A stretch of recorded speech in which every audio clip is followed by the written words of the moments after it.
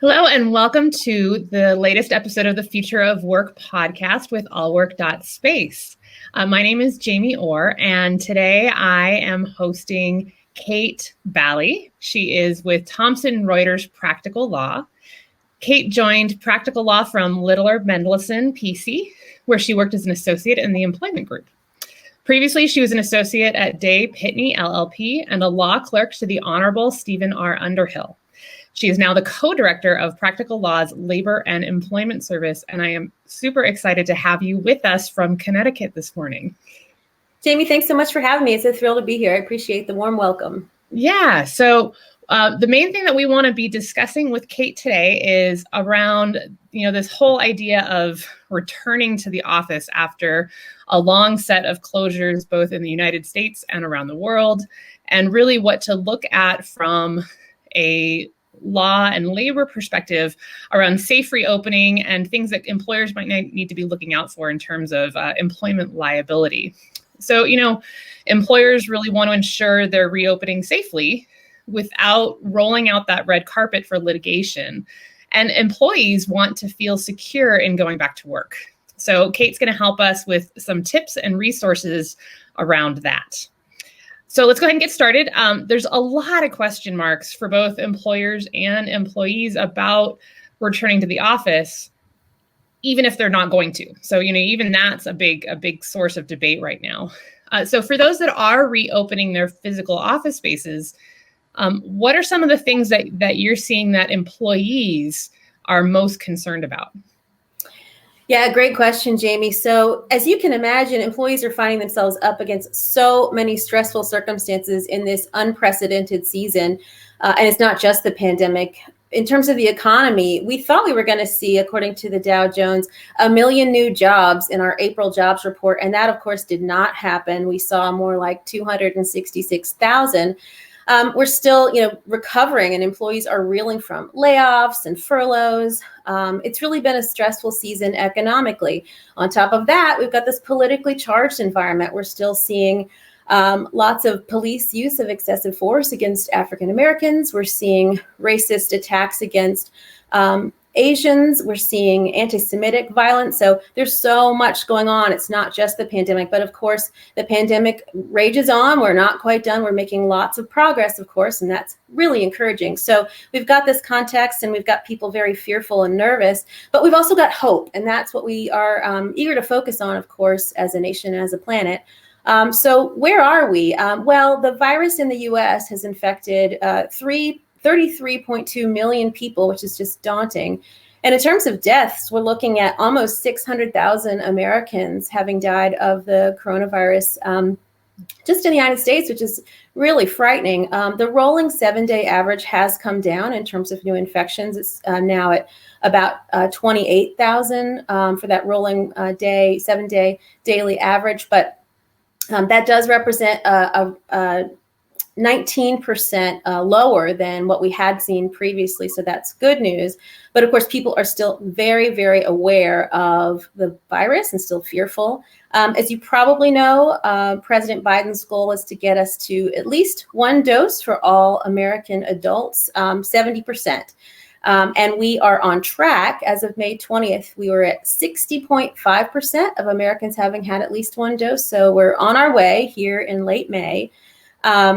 So what are employees thinking about now? Well, they're sort of coming from this crazy environment and they're looking ahead and they're hoping that employers can be part of the solution to focus on rebuilding, repairing, moving forward into a post-pandemic world and redefining it. So some of the things they're focused on, Jamie, are mask wearing from a health and safety perspective and also a political and sort of practical point of view. Health and safety measures, what still matters, not just masks, but are we still doing the hand sanitizers and the cleanings and what's sort of the best protocol as we think about coming back into the workplace and back into just being with one another? Of course, the vaccine. We did a practical law webinar on the 20th of May that was really well attended because everybody is interested in learning more about the vaccine, what it means for employees, employers, and everybody else. And then all kinds of related issues, childcare as we head into the summer. It was a little easier with the school year for many parents, and now we got the complications of childcare with the summer ahead of us, which is both daunting and exciting and complicated in terms of the pandemic. And then transportation, just kind of getting from place to place in the midst of the ongoing pandemic. So that was a long-winded way of saying there's so many things that folks are focused on, and employers have a real opportunity to be part of looking towards the future. So with all of those different concerns, I mean, that's a lot for employers to be thinking about in terms of how to best support their employees, considering there's, all of this is on all of our plates. So what are some of the things that you think that employers should be doing in order to address some of these major issues? Yeah, that's such a great question, Jamie. And there's so many things employers can do to be part of our progress towards a post-pandemic America and world. I think first is not so much legal as just sort of human, which is to be patient and try to be a good listener with your employees. Acknowledge all this craziness we've been going through as a country, as a world. Just acknowledge that it's been very difficult. And for those employees that have been with you, working hard to keep the lights on, say thank you and acknowledge that it's been a tough year. I think just those gestures really mean a lot to employees who are trying to be part of the success of your enterprise. And then beyond that, think about having a really good plan. What does it mean? Are you staggering return? Is everybody coming back? Are you going to have people coming in certain days, remote certain days? What does it mean? You really need to explain the plan and think it through. You need to invite to the table all the folks who need to take a position on some of these things like HR, legal. You've got IT issues to deal with. All kinds of folks need to be part of coming up with that good informed plan. Get up to speed on legal developments. Just today, the EEOC came out with guidance that I worked really hard to get through as quick as I can. But anyway, so that's just by way of saying that things are changing so quickly. We're seeing lots of new developments. We just learned recently that Montana has made vaccination status a protected class. Santa Clara now has a requirement that businesses inquire with respect to vaccination status. So there's lots going on. Practical Law has a tracker that we've been maintaining since the pandemic started. It is now, I just looked this morning, it's over 250 pages long, and it's free. So it's a great way for people to keep pace with these developments. It's very difficult to do that, but we're trying to make it easier for everybody to do exactly that. But so many different moving pieces, not just state laws and local laws we mentioned, but CDC guidelines. We talked about EEOC guidelines, OSHA guidelines. So many moving pieces, and do keep abreast of that as best you can. Clear communications with your employees. So once you've got that good plan, make sure people know about it. If a plan is only as good as your ability to tell folks what to do. So put that on an intranet, anywhere, like that your website that's internal, external, what have you, so that your folks can access it. And make sure that they get regular communications from you. People are nervous coming back. We've been trained for so long that other people are sort of the problem because we don't want to be part of spreading this frightening virus. And to sort of turn on a dime is going to be tough. So help your employees see all the precautions that you're taking, develop that good plan and communicate. And then give an opportunity for them to ask questions. They're going to say, what kinds of facilities are there for social distancing? What kinds of, are you going to provide masks? What is the vaccination requirement as we come back into work? Good communications and ways to ask those questions. And then think about those health and safety protocols that you're going to have as you open the doors back up again for those folks coming back into the office. Again, people are nervous, rightly so. These are folks who've been, not socializing and washing their vegetables like their life depends on it. I know I was one of those folks early on. So just, be patient with people and let them know what you're doing. We've heard from the CDC recently that transmission of the virus over surfaces is more rare than we had worried it would be, but that doesn't mean it's impossible. And it also doesn't mean that people's mindset has changed overnight. So to be able to say, look, we get it, we know, we're trying to keep you healthy and safe by cleaning surfaces and providing hand sanitizer and opportunities for PPE and hand washing is still going to help folks sort of even just emotionally kind of come to terms with coming back to work. So those are some good strategies. Yeah, it seems like there's been a lot of confusion. Early on, there was a lot of focus on that fomite, that surface transmission, and so we saw, especially in the office industry, a big push towards the plexiglass dividers and the 6-foot separated office, and honestly, there wasn't as much of an emphasis on ventilation because we just didn't know at the time. And so, with the changing understanding of transmission, employers are definitely in a hard position in terms of where to invest their money and what they're responsible for doing in terms of some of those health and safety. So, are you seeing anything on the legal side around kind of best tips or best practices for how to change on those regulations quickly and like what to do, like, where should they be investing? Should they be investing in ventilation now? And what do they do if they spent a ton of money on plexiglass dividers between desks? Yeah, that's a good question. I can't speak to very specific industries. I think OSHA has got some very specific guidelines, and I don't want to say anything that runs afoul of those. But I will say that employers are reassessing the kind of common understandings we've had throughout the pandemic and trying to reinvest in specialized filtration and allowing people to take more time in the environment, lunch breaks outside, closing down cafeterias. So we've certainly seen a reassessment of what constitutes a risk. But, I think people are still concerned. The science is still, I think people employees coming back into these workplaces like to see that there's wipes available for surfaces, especially because so many of us are using shared desks. And I think even just that psychological barrier of saying other people were in this environment, and there's just so much misinformation. I think just being able to cater to people's concerns, you don't have to break the bank to just put some hand sanitizing solutions out for employees to give them that sense of comfort, to give them that sense that things are a priority for employers as they come back to work. Yeah, and with so many layers, you touched on that there's, local regulations, there's OSHA, there's CDC, there's the EEOC, which governs the ADA regulations. Yes, and Title VII. And Title VII. So in terms of where employers are getting their information, like where should they go to first? Like what, kind of, is there an order in terms of making sure that they are in compliance and getting that best up-to-date information? Are there like 2 or 3 sources that you recommend they absolutely go to every single time?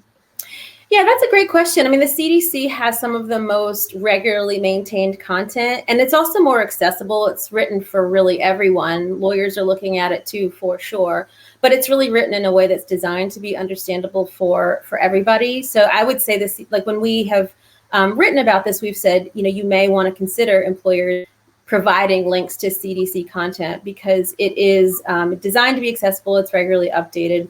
I would look at the website that your state hosts because these, we are seeing outbreaks in different quantities. That the response at the state and local level is quite different. So in New York, looking at those specific New York resources, making sure you understand what's the latest about the mask requirements. Are there still caps on the numbers of people in spaces? That we're starting to see that change. I think they removed the limitations on the numbers of people in restaurants in New York on May 19th. So this is all developing. So I would say the CDC, your state and local information, and to the extent that you're concerned in particular about employment issues, the EEOC is an important resource. Guidance just today, as I mentioned, and we'll get into this some more, but the ways in which we're seeing the vaccine develop in terms of the legal understanding is really there's 2 significant accommodation issues that you need to understand. And if you have objections to the vaccine and you are an employee, and those are on the basis of disability and on the basis of sincerely held religious belief. So if that's something of interest to you and you want to understand how the guidance is being issued, how the law is being interpreted, at least so far as the agencies are concerned, making sure that you take a look at that EEOC guidance is also very helpful. It may be a little bit lawyerly, but it's developing today, for example. So that's another really important resource. I'd say, yeah, the discussions and debates around testing and now vaccination seem to be picking up even more and more as vaccination becomes more available to everyone, and as more people are thinking about having their employees return to the office. Yes. So in regards to incorporating testing and vaccination, either, I don't want to use the word mandate too formally, but in terms of, what should employers be looking at in terms of having their employees vaccinated, or even asking or inquiring it, what kind of strategies should employers be watching out for? So, are there any pitfalls that they really need to be paying attention to as they start to develop these plans? Yeah, Jamie, that's a great question. One we've gotten a lot. And I would recommend if you have the time, anybody wants to take a look at that. We did a full webinar on some of these issues, and they are evolving. But great question. March 11th, as you know, all adults in the U.S. were authorized for the vaccine. We're still not 100% there with children, and parents and others are waiting with bated breath about that. But we do now have the 3 vaccines that we can use, as you know, Pfizer, Moderna, and Johnson & Johnson. But what's interesting is there are 92 vaccines in clinical trials right now across the world. So we may see even more options as we move forward into the end of the pandemic, hopefully. Pfizer was cleared for vaccination of children 12 to 15. Before that had been 16 and up. On May 10th, Moderna has now sought approval for vaccination for younger folks, as well as Johnson & Johnson. Moderna a little further along in the line. So we are seeing so many changes so quickly, and it's engendering a lot of these kinds of questions. Now, with respect to mandates, employers, the short answer to that question is employers absolutely can mandate the vaccine as long as they are mindful of the concerns that we just talked about. And the EEOC has been very clear on this point that accommodations do need to be made in the event that you've got a disabling condition that may prevent you from being able to take the vaccine. And also if you have a sincerely held religious belief, that those are accommodation mandates essentially for employers to have what we call the interactive process to say, you have this need. We want you to take the vaccine. You say you can't. You give us this foundation. Let's talk about where we can go with that. And the guidance today from the EEOC, which of course is brand spanking new, so forgive me if I'm going off of a rudimentary read of it, but nothing in there that I read in terms of accommodation was particularly surprising, but it was nice to see that in writing, that the kinds of accommodations we're seeing are, additional PPE, maybe masks or more social distancing as an accommodation, more of those barriers, either plexiglass or what have you, additional social distancing, additional temperature checks, possibly reassignment, and of course, ongoing remote work. But we are also seeing that the people or the entities rather who want to require vaccination are rather low. There's a lot of risks associated with that mandate because of the kinds of accommodation obligations employers have. And also there's wage and hour issues and a number of different issues. For example, you do need to compensate non-exempt employees if they are getting that vaccine and going to get the vaccine on billable time, essentially on worker time. So because there's so many questions remaining about the kind of liability that we're looking at, states are developing different kinds of guidance on workers' comp, for example, and lots of opportunities for liability there. So I've read a couple of studies. Ogletree Deakins, which is a large employment law defense boutique, did a survey of their clients, and apparently 88% of them are not going to be mandating the vaccine. In the webinar we just did, we did an informal poll of about 360 people, and 95% of those said we will not be mandating the vaccine. And I think that's because employers are taking a good hard look at some of those potential liability risks, and there's not a lot of case law, and there's not a lot of legislation, and there's not a lot of guidance. So it seems like folks are leaning towards making it voluntary, and Practical Law has some really good policies that employers can look to and customize for their needs. But so then the next questions that we get, Jamie, are, okay, let's say I make it voluntary, then what? I've still got as much risk as I did before, having not mandated. So some employers are going with a passport system. We've seen it in New York, this Excelsior system. something that's going to show that you are covered, that you've taken the vaccine. That hasn't been very popular because I think it does bring a certain series of risks, and also it's logistically sort of complicated. And then the next question is, well, let's say I don't have a formal passport, can I ask, have you been vaccinated? And historically, the answer, and it's funny that we're saying historically in the midst of this, short pandemic season, but yes, you can ask. You get into trouble, though, when you say, well, why have you not been vaccinated? That's the portion where you really should draw the line as an employer trying to mitigate your risks. And the guidance today from the EEOC underscores that some of those kinds of questions are appropriate. So that was encouraging.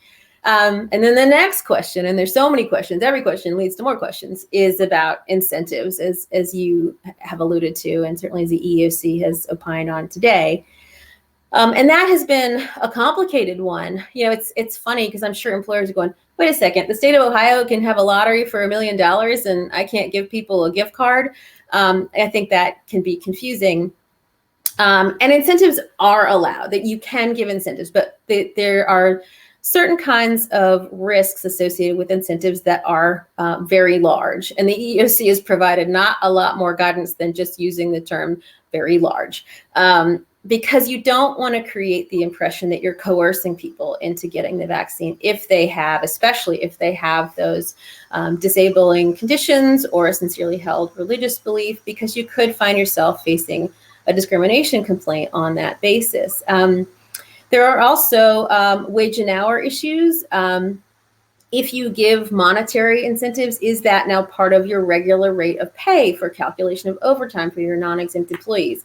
And the conservative answer to that is yes. The Department of Labor has not issued, as of right now, and Lord knows these things change by the minute, guidance to say otherwise. So if you're giving a significant amount of money or even an insignificant amount of money, you may need to think about that for your overtime calculation.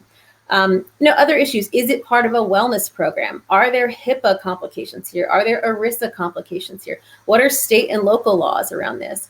So that poses so many questions. But what we've sort of been saying to the subscribers who ask about it are conservative approaches tend towards time off or company swag or a nominal amount of money that is not likely to appear to be coercive. So those kinds of things to encourage your employees to get the vaccine. Generally, a lot of folks are doing that, and we see not so much legal risk around that. So there's, a lot of what allwork.space touches on is around flexible workspace as part of the future of work. I myself have a co-working space, so I'm a flexible workspace owner. So I'm a building owner and I operate the space. And so we have a lot of different businesses that use the physical office space and those businesses have their own employees. Right. That adds kind of a different layer of complication for flexible workspace or, building managers, building owners. Is the advice pretty consistent, or is there going to be any other nuances that flexible workspace operators or people that are managing these office spaces that, whose occupiers, the people that use the space, aren't their employees? Any kind of additional guidance there, or is it kind of the same advice, just keep looking at all of the same sources? Yeah, so Jamie, I think those same sources are going to be helpful because a lot of the advice and guidance from the agencies is about workspaces, so will apply equally. Now, in terms of liability, it is a complicated question, and it's really more of a commercial litigation situation when you're talking about hosting as opposed to an employment litigation situation. But I think some of those good tenets of health and safety are going to help mitigate the risks no matter what your role, whether you're the employer or sort of the physical host of employers, just to maintain some of those really good health and safety practices. Are you required to do these rigorous cleans? You're going to have to look at state and local law. We're going to have to keep pace with the developments that we're seeing at the federal level too. But some of those things are not break the bank issues, and they are going to help anybody who's hosting people keep health and safety, keep people feeling that they are being protected. I mean, if you signal to the folks that you're hosting that you care about their wellness, you care about their health and safety, that's certainly going to put you into a better position. Now, practical law is tracking not just employment, but also commercial litigation, and it's evolving. I don't think we're done figuring out some of these things in terms of what kind of liability we're looking at. But the best way to protect yourself, if you are offering up workspace rather, is to keep pace with those CDC developments, keep pace with what OSHA has to say about health and safety best practices, and keep up some of those good health and safety practices, because that's really going to help you regardless of where we land in terms of some of the litigation we're seeing. So back to the employer side. Yeah. If an employer does end up unfortunately having an issue either with non-compliance or they run into another thing around, vaccines, how do they handle it? Yeah, that's a great question, and one that we're getting a lot now. The first response is really more of a practical one, which is talk to your employees. Why are they not interested in compliance? Is there something that is quick and efficient and cost effective that you can do to make them feel more comfortable? Especially early on, people were saying, I just don't want to come back because I'm scared and I don't know what you're doing to protect me. And just to say, we have a new kind of filtration system, or we have redesigned the office. I know in Thomson Reuters 3 Times Square, they really did redesign the office, and it gives us a lot of comfort as we're looking towards coming back. Just to be transparent and understand concerns, because it could be that it's something simple and you don't know until you ask. Don't penalize employees for asking these questions, because God forbid you should look like you have retaliated against a whistleblower on the basis of health and safety grounds. So be a good listener and try to come up with functional, cost-effective solutions. Additional safety measures are a heck of a lot less expensive than facing litigation. So it's better to sort of be a good listener in the earlier conversations here. If they're refusing to come into the office, what can you do? It's certainly within your discretion as an employer to of employment, but do think of creative solutions. Can you do remote work with certain people for a certain amount of time? Consider unpaid leave and let them know that perhaps the job will not always be available if they're not taking this leave for a protected reason, but have those conversations, because it may be an employee that you'd like to keep on board, and have those conversations about making it work as best you can. If you're talking about a situation with a disability or a sincerely held religious belief, you do need to think again about more of an accommodation conversation. It needs to be that interactive process, and hopefully you can achieve something that will make everybody confident and comfortable about moving forward. So what about if they are trying to come on the premises and they're not vaccinated? Can you refuse their entry onto the premises?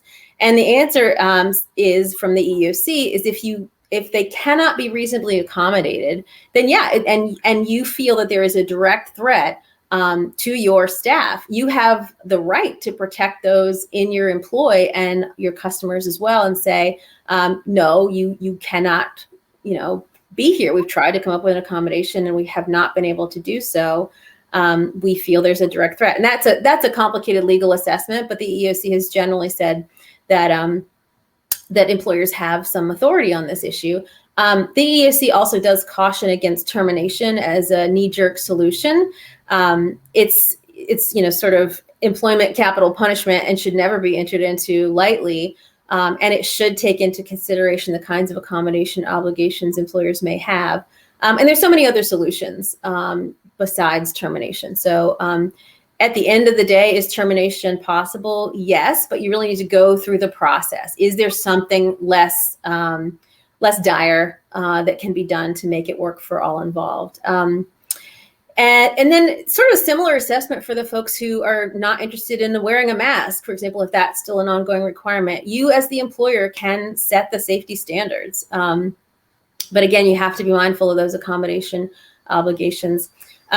And the other thing to be aware of, and we talked about this a little bit, is in some jurisdictions now, your vaccination status is a protected class. That's new. That we just read about that in Montana. And again, in Santa Clara, we saw that there's a requirement for businesses to ascertain people's vaccination status. So really keeping pace with that local and state law is crucial.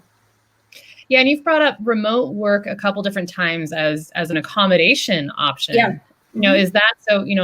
A lot of workers in the past year have gotten a taste of remote work, And so, a lot of, again, this kind of return to office idea is also about, are employees going to be hybrid? Are they going to be full-time remote? Do you think that this is, one, it is a benefit of being forced into remote work is now there's this additional option that employers are maybe more comfortable with as a potential accommodation? And, are there any other kind of labor and employment concerns that employers should be really focused on in terms of incorporating remote work as a strategy, whether it's for an accommodation or not? Yeah, I was listening to a prior podcast you did with Bree Reynolds from Flex Jobs, and she had some interesting things to say about that issue, that we'd gone from 5% remote work full time to, in the midst of the pandemic, to 67%. And I thought that was so interesting to hear from her about that. And I do think employers have realized in ways they didn't before that remote work can work for their organization. I think it's been taboo. It's been thought to be an outlier. And now, of course, we're seeing so many people doing it full time.